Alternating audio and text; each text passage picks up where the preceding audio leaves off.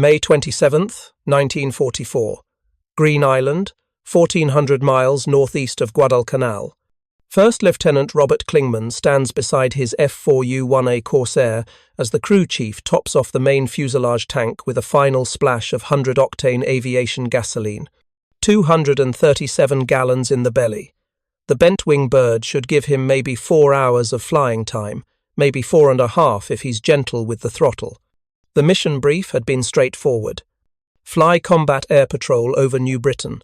Intercept any Japanese aircraft attempting to reconnoiter Allied positions. Return to base before the fuel gauges start their inevitable descent toward empty. Standard operating procedure. Textbook Marine Corps fighter tactics in the South Pacific.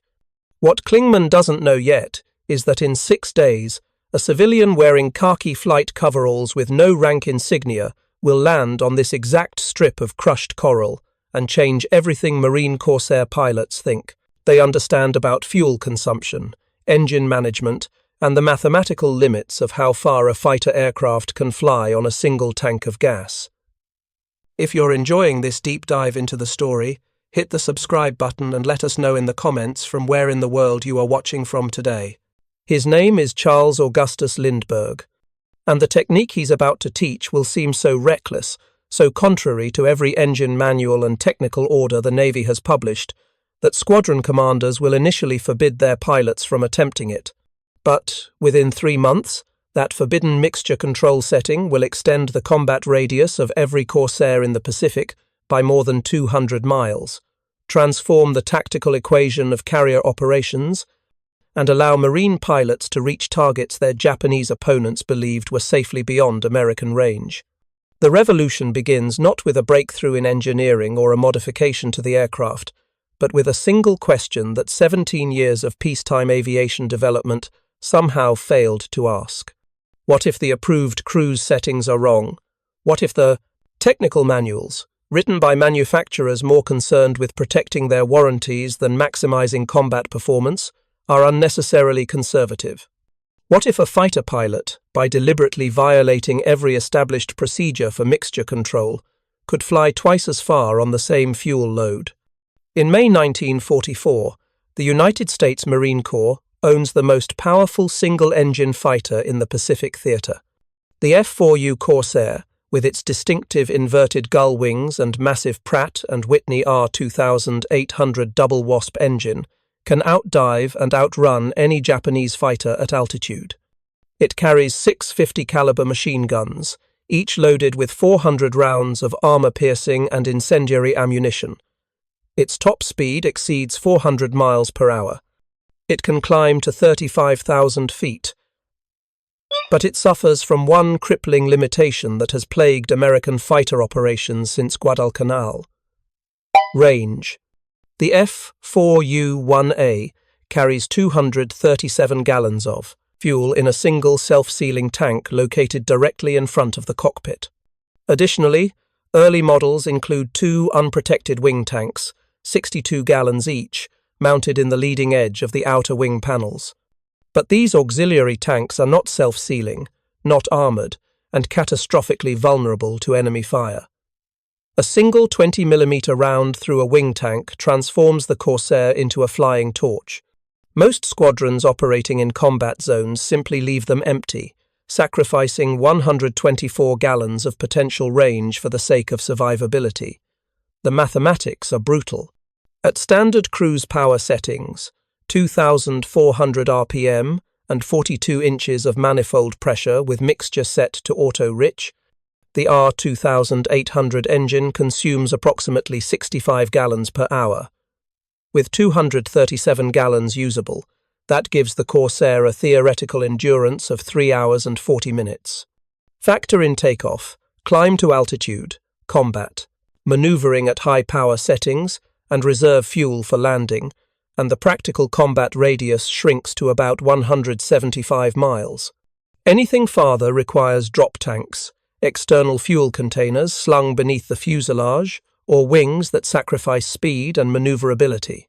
In the spring of 1944, American strategy in the Pacific requires striking targets 300, 400, sometimes 500 miles from advanced bases. The Japanese, recognizing American range limitations, position their most valuable installations just beyond the reach of land-based fighters. Airfields at Rabaul, strongholds in the Marshall Islands, shipping routes through the Caroline Islands, all calculated to sit in that deadly zone where American bombers can reach them, but American fighter escorts cannot. The B-25s and B-24s make the long flights anyway, unescorted, and Japanese interceptors tear them apart. In March 1944 alone, bomber losses over targets beyond fighter range exceed 20% per mission. That's 1 in 5 aircraft not returning. Crews call it the mathematics of attrition. Commanders call it unacceptable. But without fighters that can fly farther, there's no solution except to accept the losses or abandon the targets. The Navy knows it has a problem. Engineering teams at Chance Vought, the manufacturer of the Corsair, work frantically on extended range variants. The F4U-1D, entering service in April 1944, adds wing pylons for external drop tanks. But drop tanks create their own problems. They increase drag by 12%, reducing maximum speed from 417 miles per hour to 385. They're vulnerable to enemy fire. They can't be jettisoned quickly enough during surprise engagements, and most critically, the Navy doesn't have enough of them. Production bottlenecks mean that squadrons often have to share tanks between aircraft with pilots, gambling on whether their mission will be the one that gets the external fuel or not. Tactical officers study the maps and run the calculations repeatedly, hoping for different answers. They don't get them. Physics imposes limits. An aircraft can only fly as far as its fuel allows. The R2800 engine burns what it burns. There is no changing the fundamental equation of combustion, power, and distance. Except there is. On the morning of May 14, 1944, a civilian passenger boards a C-47 transport at Naval Air Station Alameda, carrying nothing but a canvas bag, a leather flight jacket, and a technical manual for the Pratt & Whitney R2800 engine that most pilots have never bothered to read past the first chapter. His travel orders identify him as a consultant for United Aircraft Corporation, the parent company of Chance Vought, sent to the Pacific Theater to evaluate Corsair combat performance and recommend operational improvements. His actual mission is more personal. Charles Lindbergh, 17 years after flying solo across the Atlantic on a single tank of fuel, wants to know if anyone has bothered to apply the lessons of long-range navigation to military fighter operations. He suspects they haven't. He suspects that peacetime testing procedures, designed around short-duration flights from test facilities to nearby airfields, have created mixture recommendations that prioritize engine longevity over maximum efficiency. He suspects that combat pilots, trained to follow technical orders without question, are burning vastly more fuel than necessary simply because no one has told them otherwise. He intends to prove it, and if the proof requires violating every engine operating limit published by Pratt & Whitney, so be it. Lindbergh is uniquely qualified for this particular investigation. His 1927 Atlantic crossing in the spirit of St. Louis wasn't just a triumph of courage, it was a masterclass in fuel management. He'd spent months calculating optimal cruise settings, testing mixture ratios, experimenting with throttle positions and propeller pitch to find the precise combination that extracted maximum range from minimum fuel. He'd flown 33.5 hours on 450 gallons of fuel, arriving at Le Bourget Field with 85 gallons remaining, a safety margin that had shocked aviation experts who'd predicted he would ditch in the ocean 50 miles short of the French coast. The secret wasn't a special fuel or a modified engine.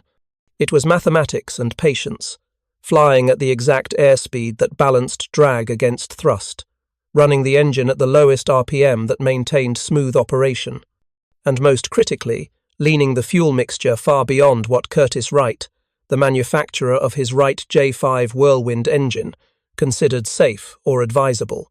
Every piston engine operates on the same principle.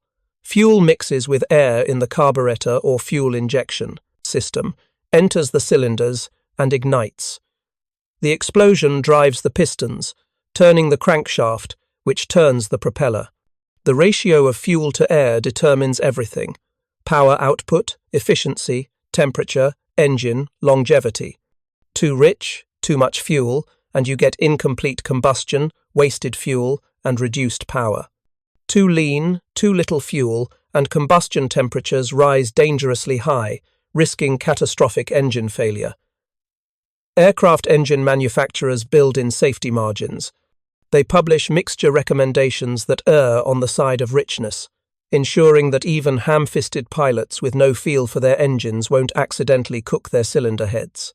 Standard cruise settings call for mixtures significantly richer than what the engine actually needs, burning extra fuel as a form of liquid cooling and detonation prevention.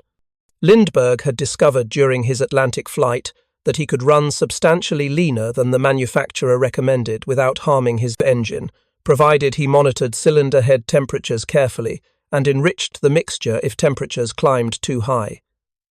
The extra efficiency was remarkable.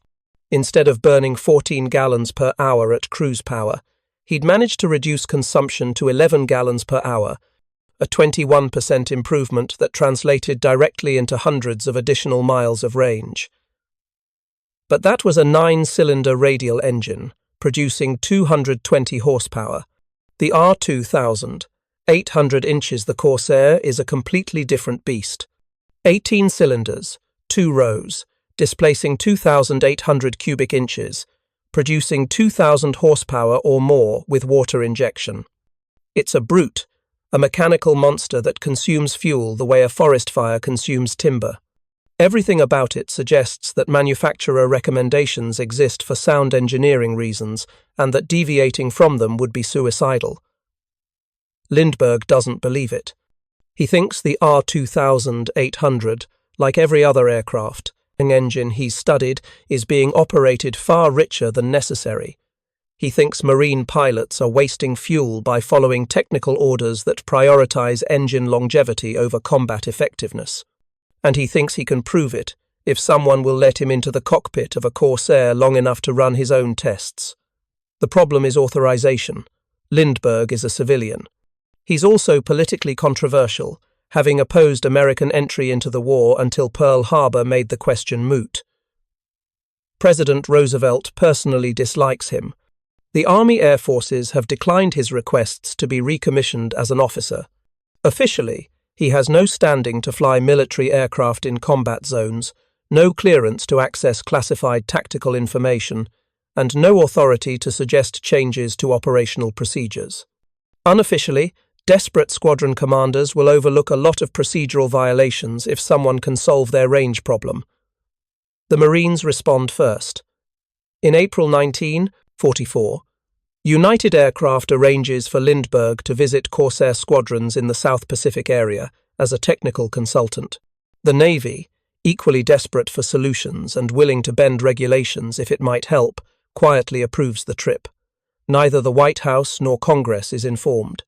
Lindbergh receives khaki flight coveralls with no insignia, a .45 caliber pistol, and instructions to present himself as an observer attached to squadron operations for performance evaluation purposes.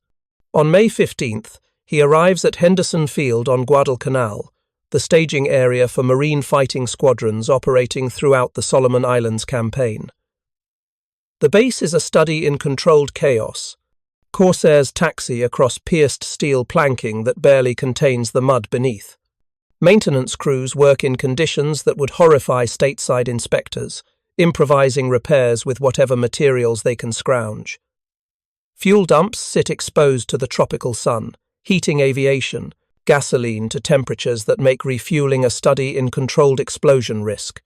Lindbergh checks in with the operations officer of VMF 222, Marine Fighting Squadron 222, currently flying combat air patrol and ground attack missions over New Britain. The squadron commander, Major Robert Bruce, is initially skeptical about this civilian consultant who wants to fly with his pilots and teach them things about engines they supposedly don't know. But Bruce is also a pragmatist. His squadron has lost 4 Corsairs in the past month, not to enemy action but to fuel starvation. Pilots misjudging their range, trying to stretch endurance beyond what the fuel gauges promised, and finding themselves 50 miles from the nearest airstrip with engines coughing on empty tanks. 2 managed forced landings on beaches, 2 didn't. Bruce reads casualty reports and wonders if there's any possible way to extract even a few extra minutes of flying time from each tank of fuel. Lindbergh makes his pitch simply, "Let me fly one mission with your pilots. Let me run the engine at settings you've been told are forbidden. Monitor my fuel consumption. If my technique doesn't work, I'll leave, and you'll never hear from me again. But if it does work, if I can demonstrate measurably better fuel economy without damaging the engine, then I'll teach your entire squadron how to do it." Bruce agrees, partly from curiosity and partly from desperation. The worst-case scenario is that Lindbergh burns up an engine, and the Marines lose one Corsair they can easily replace. The best-case scenario is that his squadron gains the ability to escort bombers an extra 100 miles, protect fleet operations against Japanese torpedo bombers operating from bases currently beyond reach, and stop losing pilots to fuel exhaustion. On May 21st, Lindbergh climbs into the cockpit of F4U-1A Bureau, number 17799, for his first Corsair combat mission. The aircraft is a early -1 with the original birdcage canopy. Unprotected wing tanks left empty per squadron policy, and the standard cockpit instrumentation, including fuel gauges that lie with optimistic regularity. He's 52 years old, an age when most combat pilots have retired to training duties or desk jobs. He hasn't flown a high-performance fighter in combat conditions since, well, never. The Spirit of St. Louis was a custom-built aircraft optimized for range, flown in peacetime over the Atlantic. This is a 7-ton fighter designed to kill and built to survive being shot at, operated in tropical heat at airbases that barely qualify as improved dirt strips. The pre-flight briefing covers escort duties for a formation of B-25 Mitchell bombers striking a Japanese supply depot on the northern coast of New Ireland. 310 miles each way, 620 miles total. Standard doctrine says the Corsairs will fly at full combat power to the target area, loiter for 20 minutes to provide air cover during the bombing run, then return at standard cruise settings. Expected fuel consumption, 190 gallons, leaving 47 gallons in reserve. Acceptable margins, though not generous. Lindbergh listens quietly, makes notes in a small leather-bound journal, and says nothing about what he plans to do differently. The formation launches at 0700 hours. 4 Corsairs climbing through scattered cloud layers toward the bomber rendezvous point at 8,000 feet. The Mitchell crews, already nervous about flying deep into Japanese-controlled airspace, find some comfort in the presence of Marine fighters. The Corsairs don't have the range to escort them the full distance. Everyone knows that, but even partial coverage is better than flying completely alone. Except today, unknown to the bomber crews, the Corsairs are about to go farther than any previous escort mission.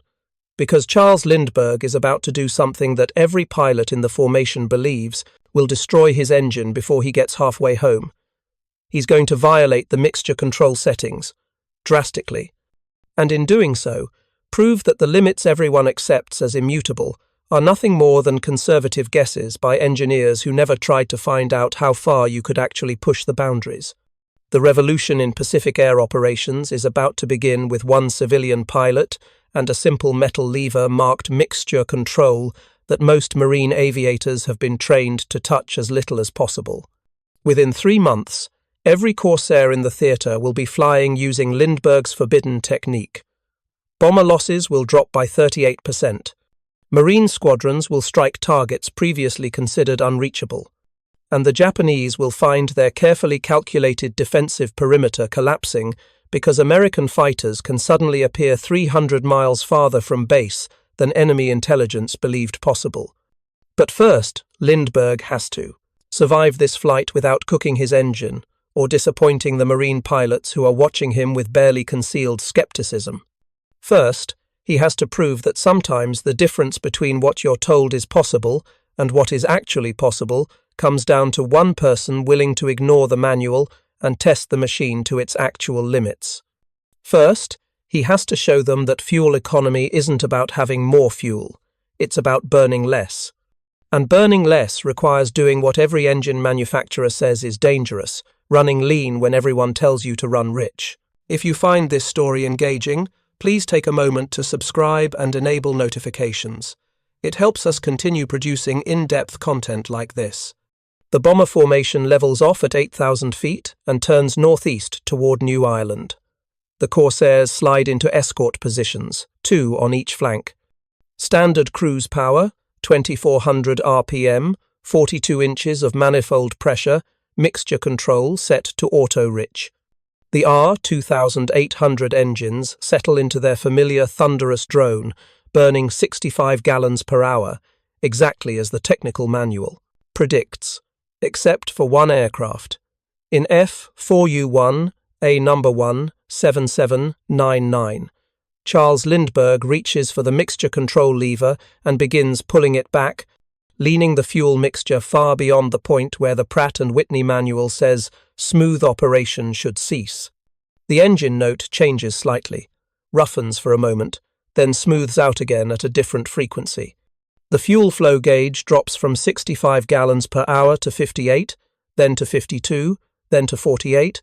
He's getting the same power output while burning 26% less fuel. And the cylinder head temperatures, the critical variable that determines whether he's about to destroy this engine, remain well within normal operating limits. In 3.5 hours, this Corsair will return to Henderson Field with 73 gallons remaining. Not 47, 73. That's 53% more fuel than the tactical planners expected. That's the difference between 175 miles combat radius and 270 miles.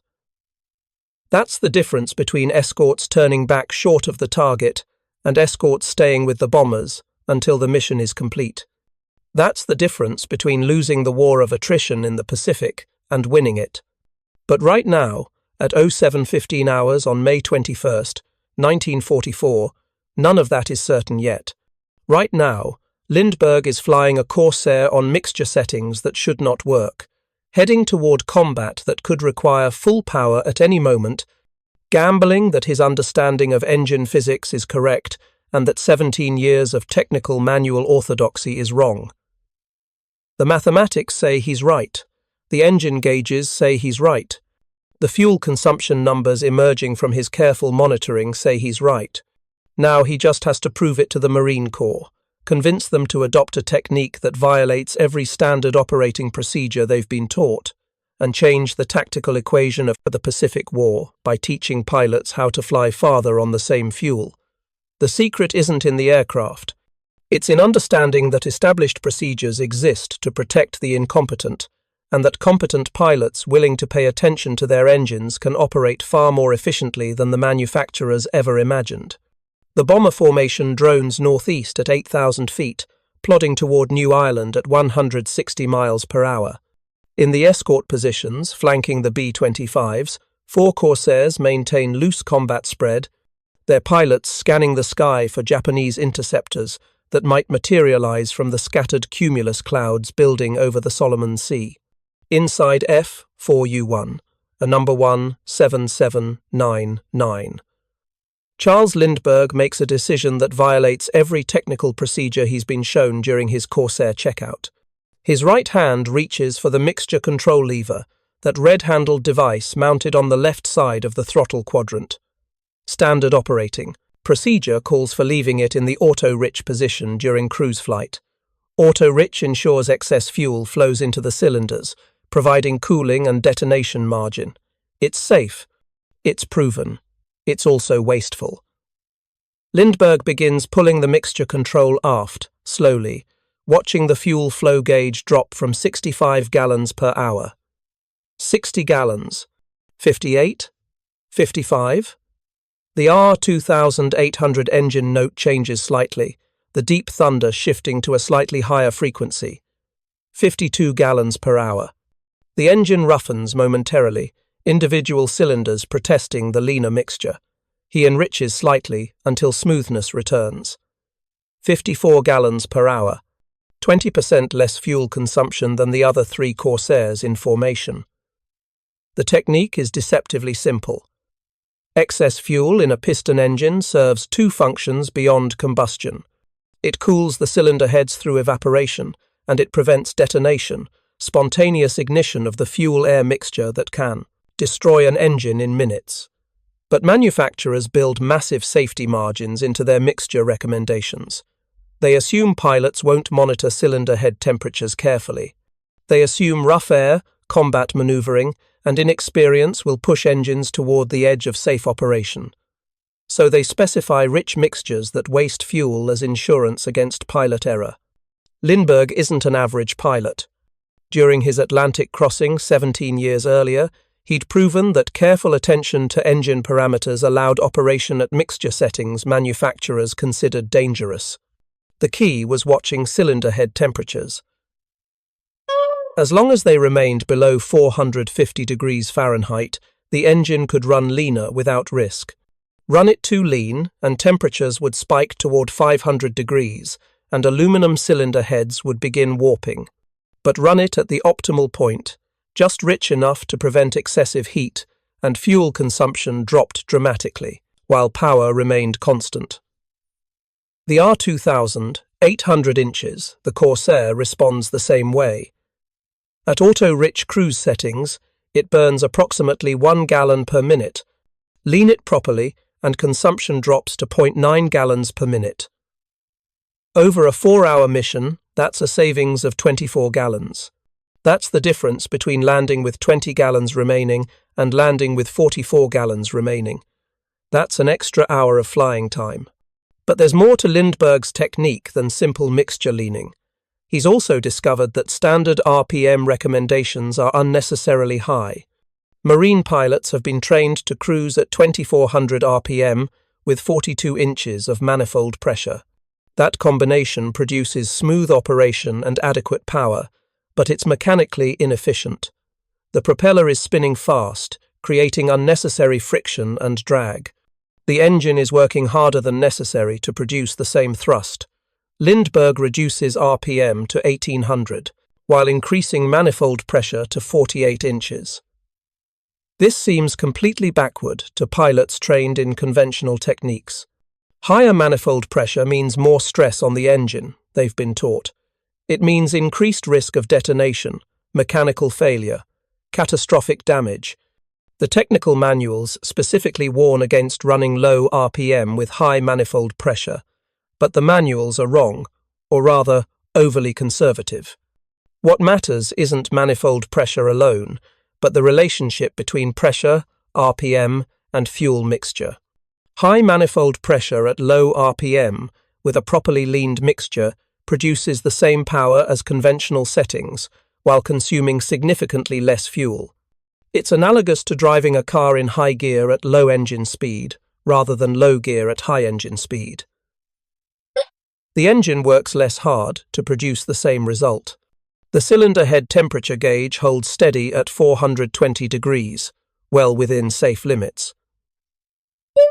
The engine runs smooth at the unconventional settings, the massive 18 cylinders firing in perfect sequence despite fuel flow that should, according to Pratt & Whitney's technical data, produce rough operation and power loss. Lindbergh makes notes in his journal. Fuel consumption 54 gallons per hour, airspeed 185 miles per hour, manifold pressure 48 inches, RPM 1800, cylinder head temperature 420 degrees, everything nominal. The other three Corsair pilots notice nothing unusual. They're flying formation, monitoring their sectors for enemy aircraft, operating their engines exactly as they've been trained. Auto-rich mixture. 2400 RPM, burning 65 gallons per hour, doing everything right according to established procedures, and wasting 11 gallons per hour compared to the civilian flying number 17799. The formation reaches the target area at 0940 hours.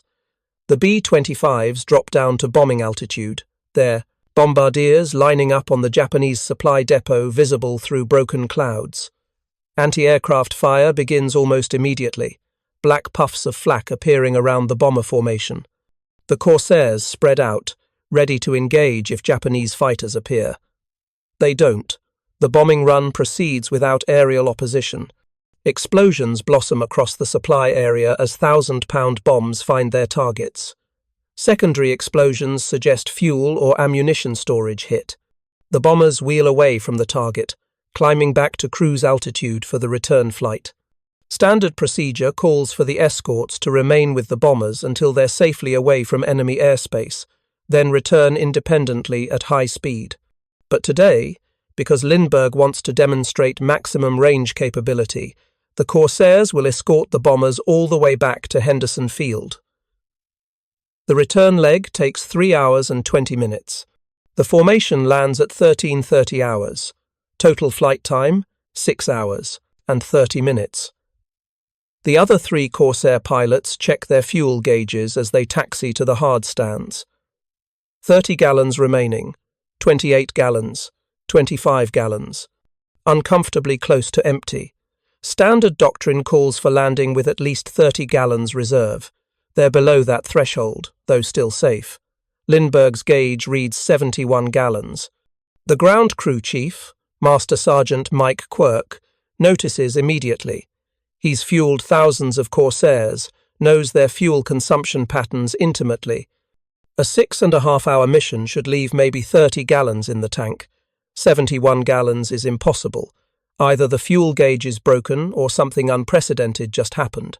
He climbs the wing to check the tank directly, taps it with his knuckle, listening for the hollow ring that indicates empty space or the dull thud that indicates fuel.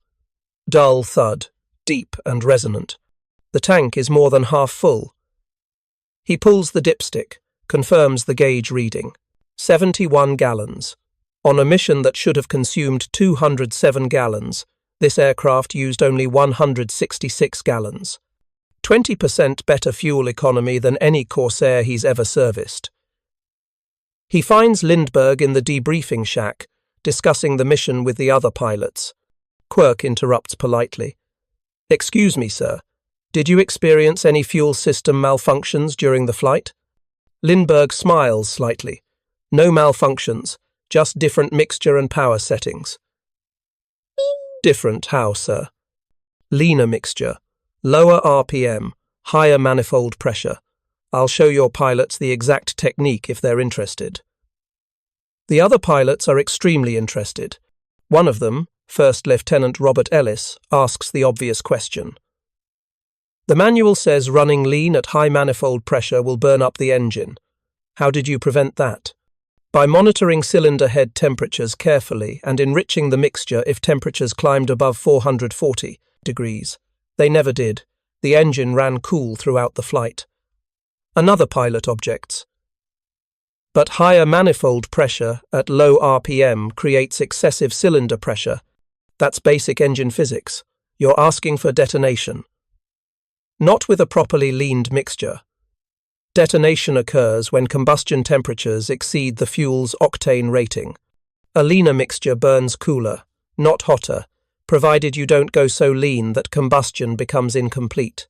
The key is finding the optimal mixture ratio for cruise conditions." The pilots exchange skeptical glances.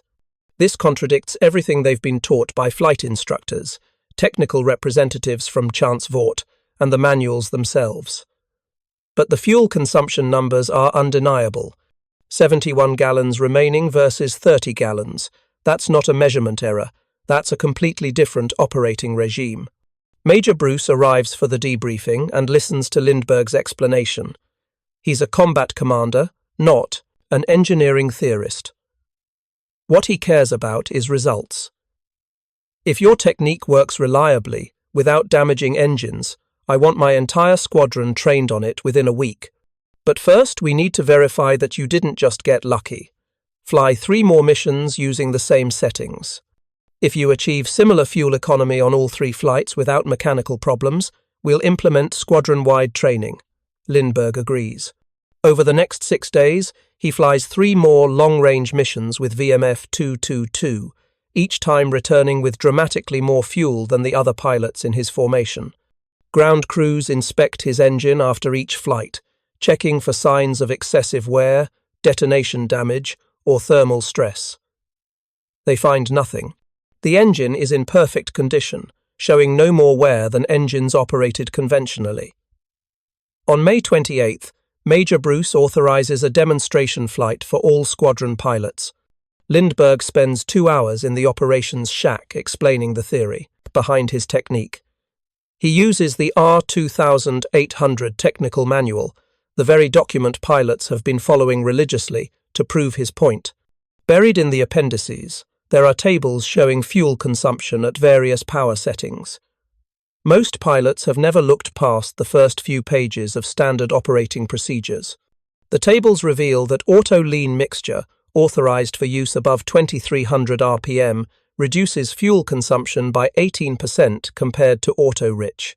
But auto-lean is rarely used because pilots have been told it's only appropriate for high-altitude cruise and provides insufficient detonation margin for combat operations.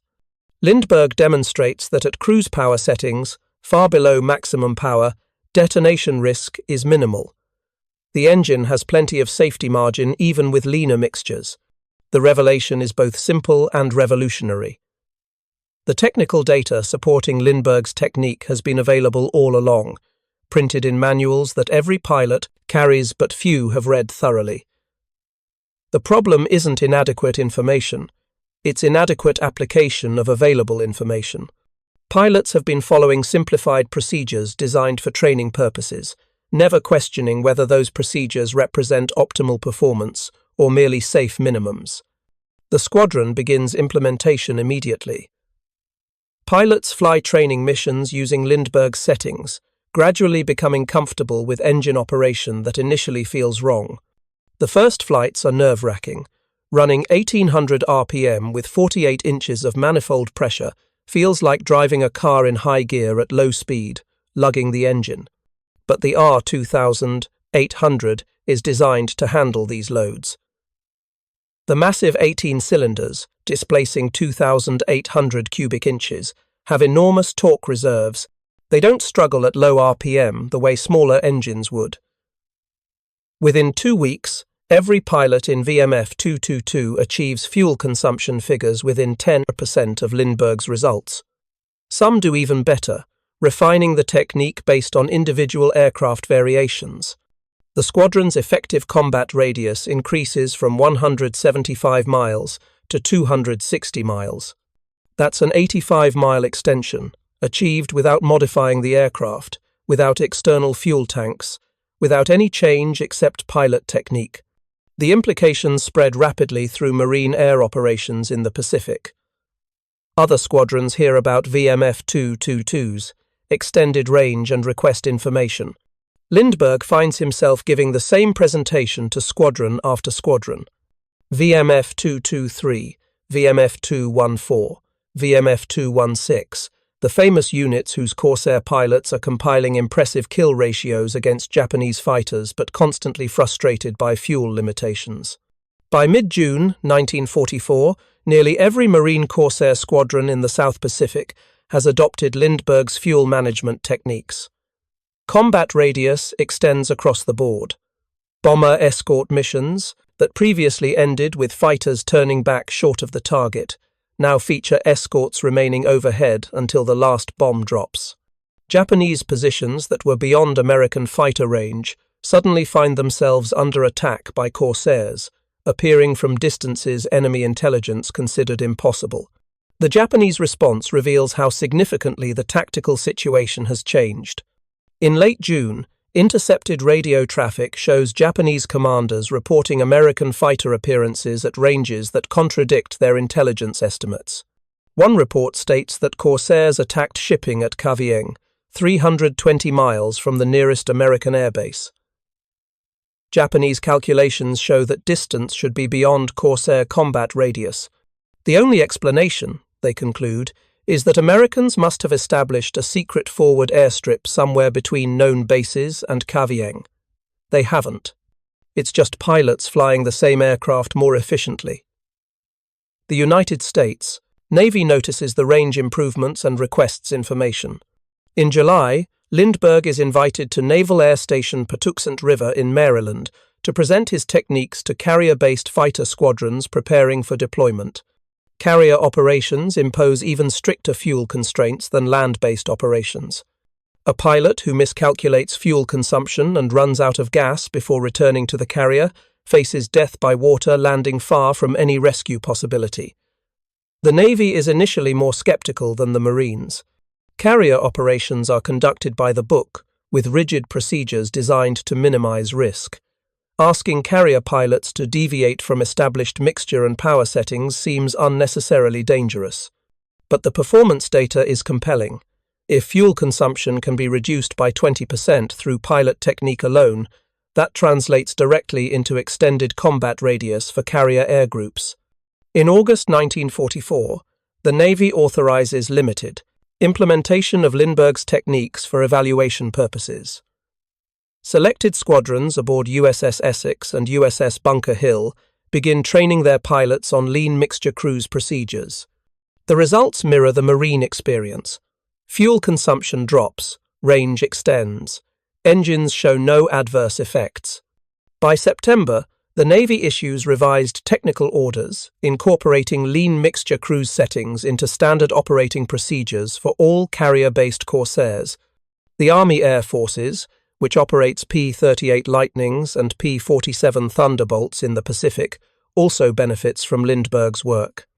In July, he visits the 475th Fighter Group in New Guinea, teaching P-38 pilots the same fuel management principles. The P-38, with its twin Allison engines, responds even more dramatically to proper mixture control. Combat radius extends from 570 miles to more than 700 miles, opening up target sets that were previously unreachable.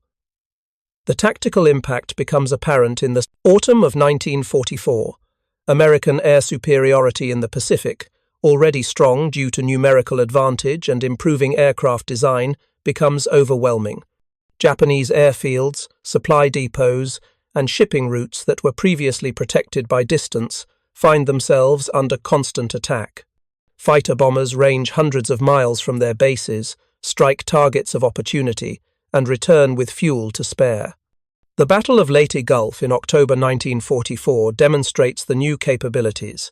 Carrier-based Corsairs fly combat air patrol missions lasting 5 hours, far longer than previous doctrine considered possible. They intercept Japanese airstrikes at extreme range, preventing kamikaze attacks that might have damaged American capital ships. When Japanese surface forces attempt to attack the landing beaches, Corsairs flying from distant carriers maintain station overhead for the entire engagement, ready to provide air support if needed. Admiral William Halsey, commanding the Third Fleet, notes in his after-action report that extended fighter range was a critical factor in the American victory. Japanese forces, he writes, appeared surprised by the presence of American fighters at ranges they believed beyond our capability. This tactical surprise allowed us to achieve air superiority over the battle area, despite operating from carriers positioned farther from the action than standard doctrine would normally allow. The irony of Lindbergh's achievement is its simplicity. He didn't invent new technology. He didn't modify engines or redesign fuel systems. He simply read the technical manuals more carefully than anyone else and applied basic principles of combustion efficiency that have been understood since the earliest days of internal combustion engines. The revolution he caused was fundamentally about challenging assumptions, questioning whether established procedures represented optimal performance or merely conservative guidelines. Combat. Pilots, trained to follow orders and operate by the book, had never thought to question whether the book might be wrong, or not wrong exactly, but unnecessarily cautious. The mixture and power settings they'd been taught were designed to protect engines from abuse by inexperienced pilots who might not monitor their instruments carefully. For skilled pilots willing to pay attention to cylinder head temperatures and fuel consumption, those settings were wasteful. Lindbergh proved that skilled operators could achieve performance far beyond what manufacturers specified, provided they understood their machines well enough to recognize the difference between safety margins and actual limitations. That lesson applied far beyond aircraft fuel management. It applied to any complex system where established procedures might prioritize safety over efficiency. By the end of 1944, American fighters in the Pacific routinely operate at ranges that would have been impossible 8 months earlier. The transformation comes entirely from pilot technique, from understanding that engines can be operated more efficiently than technical manuals suggest. No new factories are built. No radical engineering breakthroughs occur. Just one man asking whether approved procedures represent optimal performance, then proving through careful testing that they don't. The fuel savings compound across the entire Pacific theatre. With Corsairs flying 20% farther on the same fuel load, fewer supply ships are needed to deliver aviation gasoline to forward bases. Logistics officers calculate that Lindbergh's techniques save approximately 200,000 gallons of fuel per month across all Marine and Navy fighter operations in the Pacific. That's fuel that doesn't need to be transported across thousands of miles of ocean, doesn't need to be stored in vulnerable depot facilities, doesn't need to be guarded against enemy attack.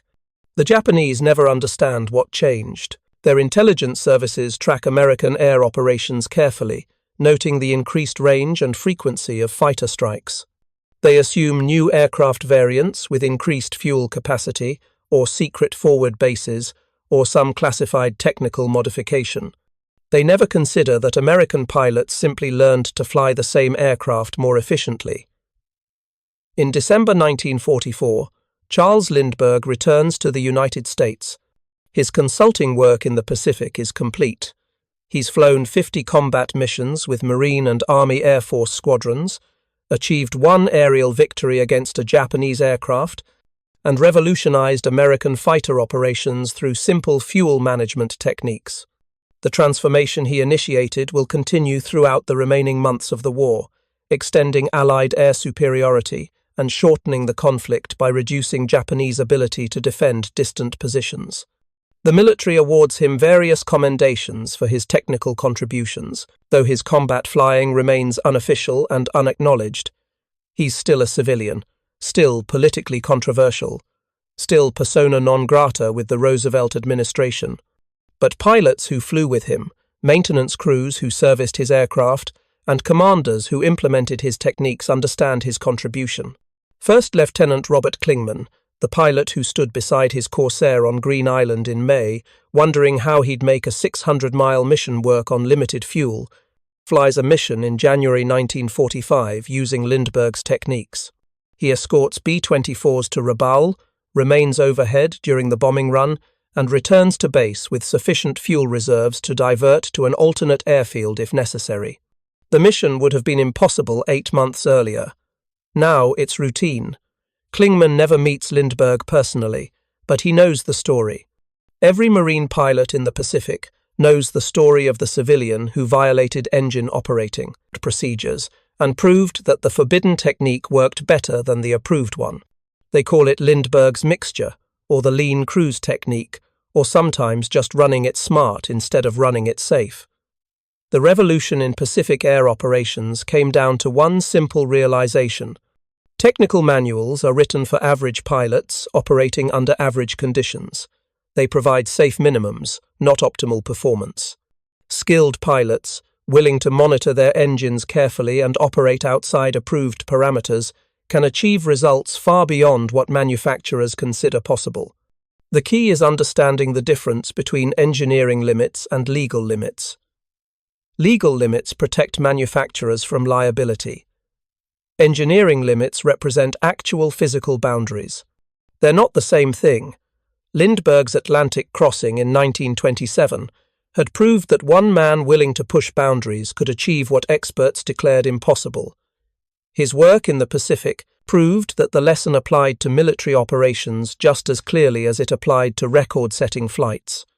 The approved way is not always the best way. Sometimes the revolution comes from simply reading the manual more carefully than the people who wrote the training procedures. Thank you for watching. For more detailed historical breakdowns, check out the other videos on your screen now, and don't forget to subscribe.